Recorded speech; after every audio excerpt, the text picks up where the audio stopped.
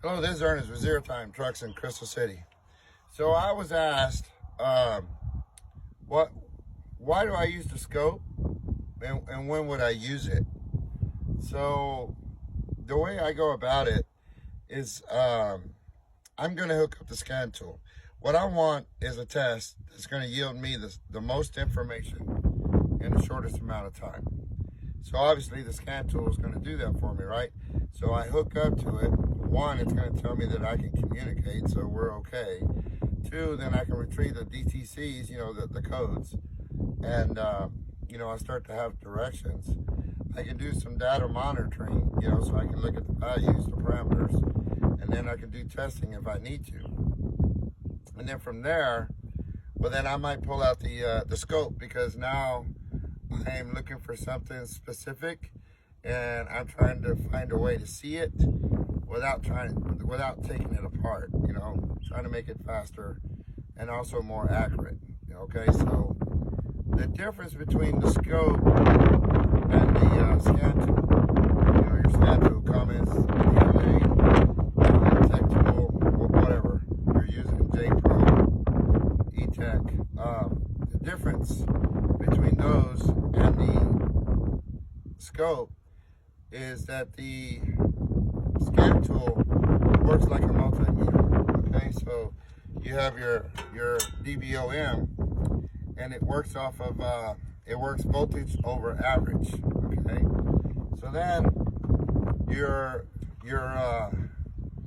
scan tool works the same way. It's voltage over average. And then the scope, well, it works voltage over time. This is why it has a graph, a chart, a picture, whatever you want to call it.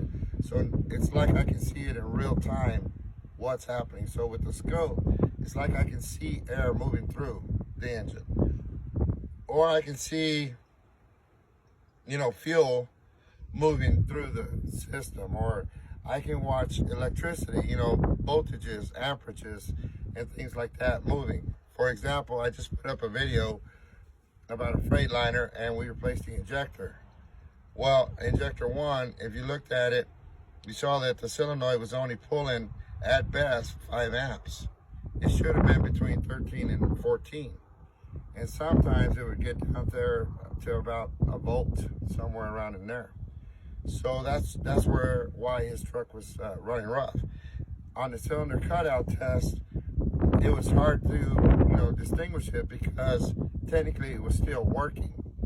All right, so maybe at his higher RPMs, drive in with under a torque load, that's when he's going to notice it, which he did. Okay, so again, we can see electricity moving, and if we understand those things, then we can figure out what's going on. But that would be the way that I would go about using it. Is the scope, a must-have? No, not necessarily. Depends on the situation. Sometimes it's overkill. As a matter of fact, a lot of times it's overkill. I use it quite a bit because it's more about practicing, right? Always practicing, always analyzing, studying, researching, trying to understand those waveforms, because it is very difficult to get started. You're going to have to learn a lot. You're going to have to know how the system works, what's affecting it, who, what, when, where, and why, so that you can understand all the dips and the valleys and what have you. But that's the way I would go about it. I use the scan tool first. I'm looking for direction, and then from there, if I need to, then I go to the scope. And those are the differences between the scope and the scan tool. So I hope that helps you out. I appreciate you watching. Thank you.